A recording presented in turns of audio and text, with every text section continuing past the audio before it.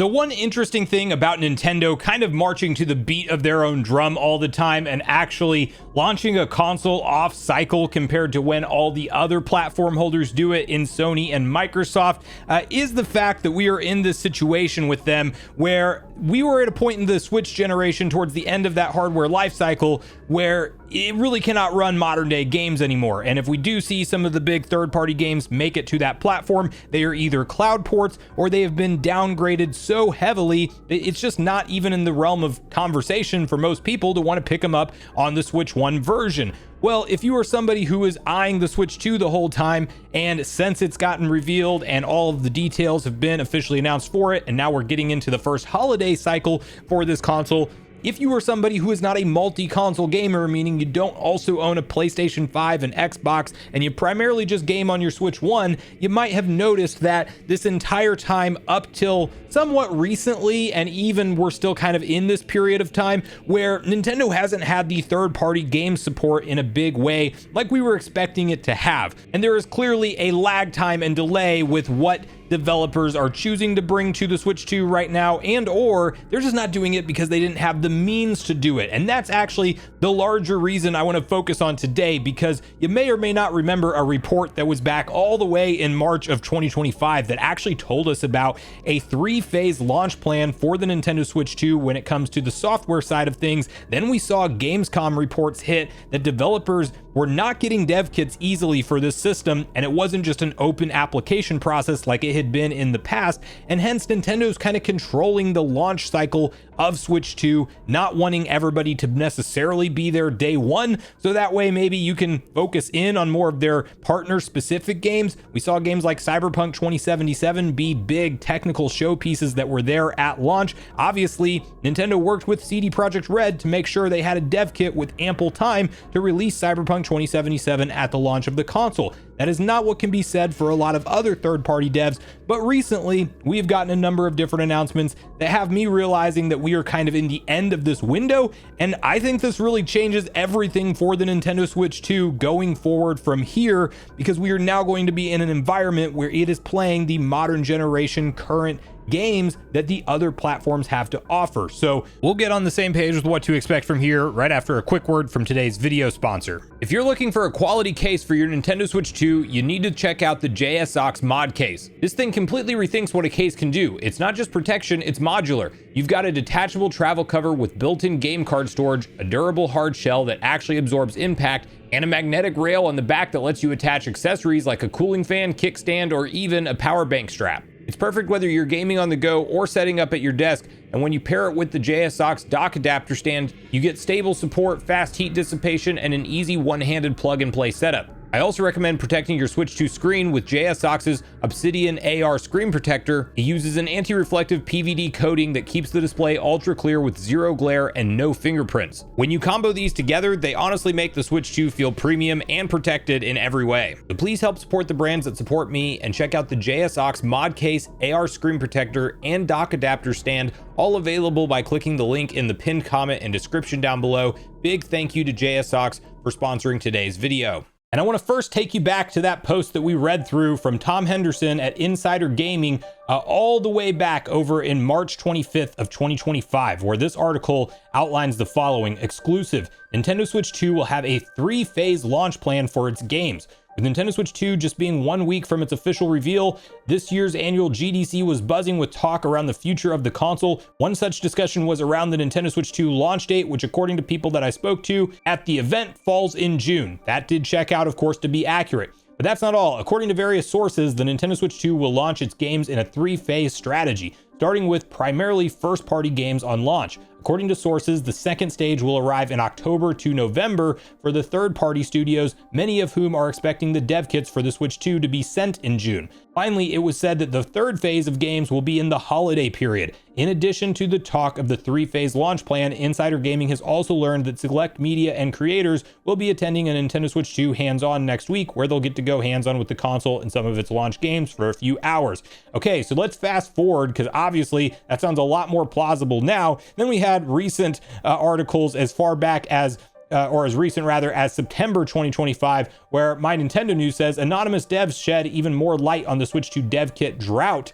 and then kind of just questioning what's going on here. But Game Reactor had the chance to talk with various devs at Gamescom to grill them about the Switch 2 dev kit situation, and here's what they had to say. There is no formal/traditional application process yet to request development kits for Switch 2. Unlike previous platforms from Nintendo, the usual staged approval method is not in place. Current kit allocations are done manually, one by one, based on the specific game rather than studio track record. The selection process appears to be arbitrary and subjective, influenced by internal interests and preferences. It's unclear whether this is due to a shortage of manufactured dev kits or a strategy to prioritize select partners and titles ahead of the launch before the broader third-party competition intensifies. And if you stop and look around and look at the lineup of games for the Switch 2, those reports very much track with what we are seeing happen right now for Nintendo Switch 2 and its third-party game support. However, you might realize from that Insider Gaming article, we are at the very tail end of that limited launch window, if you will,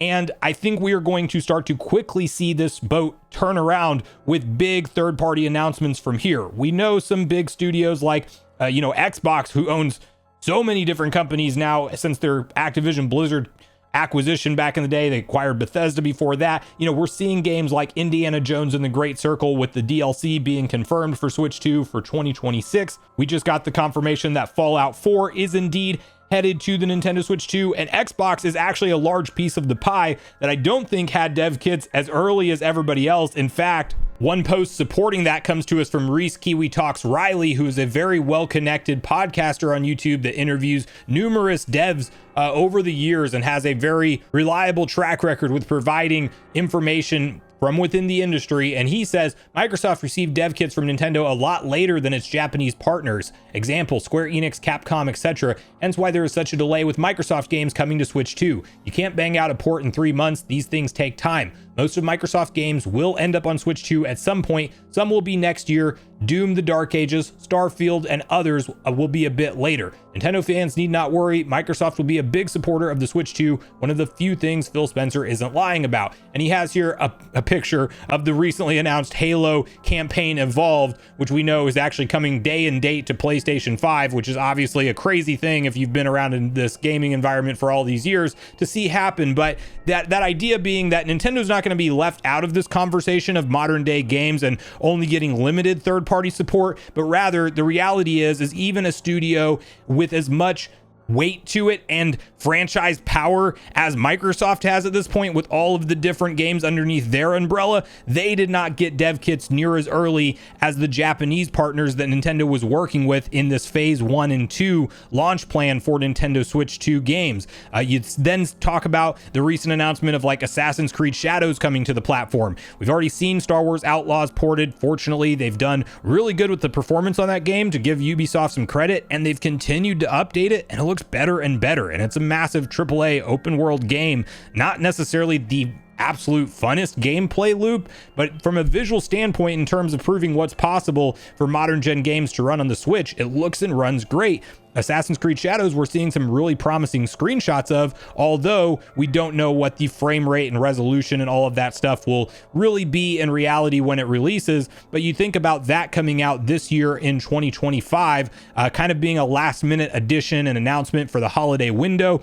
Then you look at the most recent Nintendo Direct, and obviously Capcom, who I think did have their development kits quite a bit earlier, is bringing Resident Evil Requiem day and date with other platforms to Nintendo Switch 2. So this entire downside so far that we've seen with the Nintendo Switch 2 console, if you were picking it up as your primary gaming device, is quickly going to go away. Now that said, if you are an enthusiast level gamer and you want the absolute best type of performance and frame rate and resolution, obviously this is still a hybrid console at the end of the day. And some of these games that, even though we might suspect with optimization they could run at 60 FPS, it does seem like a lot of them are releasing at 30 FPS, and you might have 60 FPS available on the other platforms. That's still one drawback of having a hybrid form factor console. That said, we are also seeing some comments from developers in the lead up to their release like Persona 3 Reload, for example, with Atlas kind of already saying that, listen, we're going to update this frame rate and it's going to be better over time.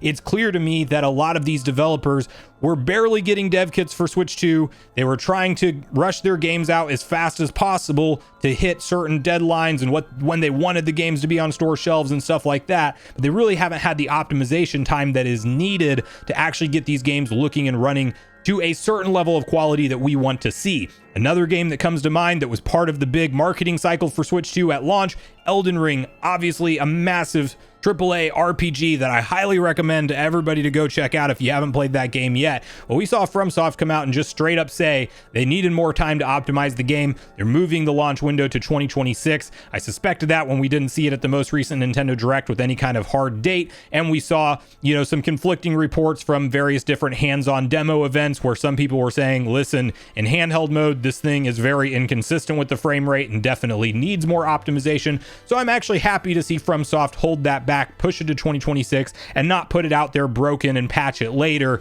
And this is just a reality of how Nintendo chose to go about rolling out the dev kits for this generation. I am not a fan of the look of this. I think Nintendo really should have just been more forthcoming with dev kits, although, they might have had a different strategy and reason for why they were choosing to release it in the way that they are releasing it. But I think more options is better. Nintendo kind of wanted to control the third-party games lineup, it seems like, at the launch of the Switch 2 hardware, and we are finally getting past the period where that control and those measures are kind of in place. And now it is more of a free-for-all where third-party game devs, large and small, should start to be able to port their games to Nintendo Switch 2. And I suspect, as we talk about upcoming gaming events like the Game Awards, and we go into next year with the February Nintendo Direct, and we go into the summertime presentations, we are finally going to get, when there's a new Call of Duty announced, it's going to be all platforms with the Switch 2 logo at the end of the trailer. Any of these big, massive juggernaut franchises that are just mysteriously missing right now in the Switch 2's wheelhouse that are multi-platform should be in the conversation day and date going forward, as these companies do have dev kits available to them to start working on these things to align the launch with other platforms. So far, that has not been the case. So a big change for the future and really a positive direction overall in terms of where we should expect Switch 2 third-party game support to go from here. But let me know in the comments down below what third-party games that are missing today are the ones that you would likely pick up if we saw them announced and released. And do you think, like-minded to me, that we're probably in a time period now where we're going to start to see Nintendo really show up in a big way with third-party games going forward, and that this dev kit situation and dev kit drought, if you will, during the launch window of the console is pretty much behind us? And are you somebody who plays as a Switch 2 primary gamer, meaning you don't own a PS5 or Series X or S alongside of it? And what's your experience been with third-party games and their performance overall on the Switch 2 so far? So make sure you share all your thoughts and feelings in the comments down below before you leave, regardless if we agree or disagree. Also, make sure you like, subscribe, turn your notification bell. And with that, I've been Sunbro, you've been Nation. Thanks so much for watching, and I'll see you guys in the next video.